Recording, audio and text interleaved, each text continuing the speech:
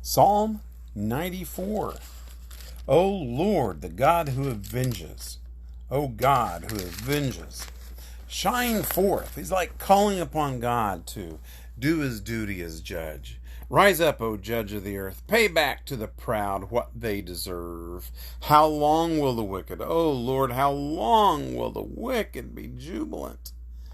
Holy cow, is this apropos or what for 2020? This is August. August 2020, Psalm 94 fits right in.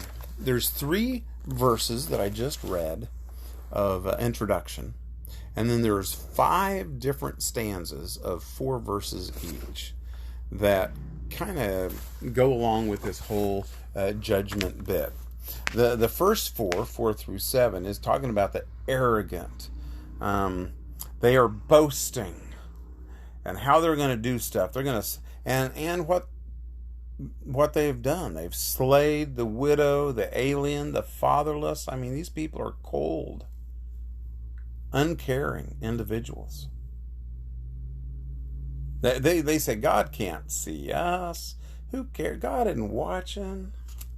And then the next 4 verses, the next stanza says, it kind of a response to that. You fool, you senseless people. Does he who made the ear not hear? I mean, he who made the eye not see? God's not going to reject his people. I mean, God knows the thoughts. I skipped. But he said God knows the thoughts of man, and they're kind of futile. Futile they are. And then verses 12 through 15, blessed is the man you discipline. Oh God, you help. You give relief to him. You guide them. Lord, don't reject your people. Judgment needs to happen.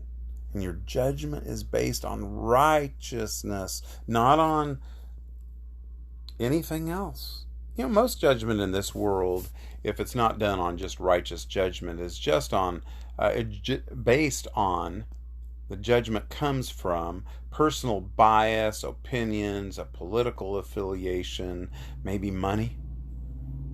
Oh, and they justify it, sure, because they want to make it sound good, and they dupe some people.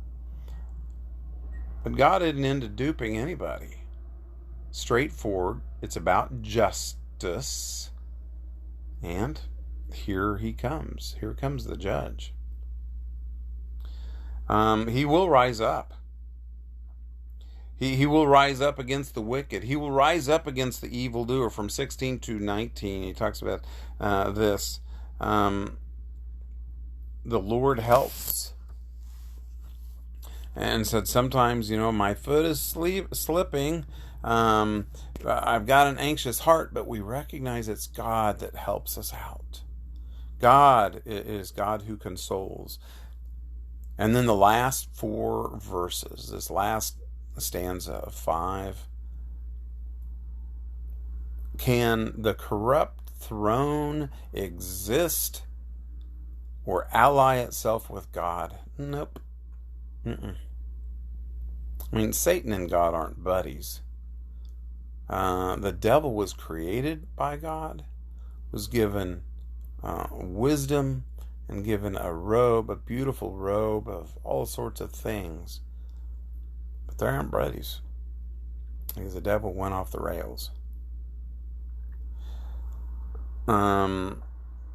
He's not good at all. God will repay them. He is the fortress. He is a rock in whom we take refuge, and he will repay them for their sins and destroy them for their wickedness. Yes, the Lord, our God, will destroy them. Some people probably take this particular verse, especially that it's an annihilation. God is going to annihilate people, not going to make them suffer. He's just going to wipe them out, and that's okay with them if that's what God does, because it's not a long-ending, non-ending suffering.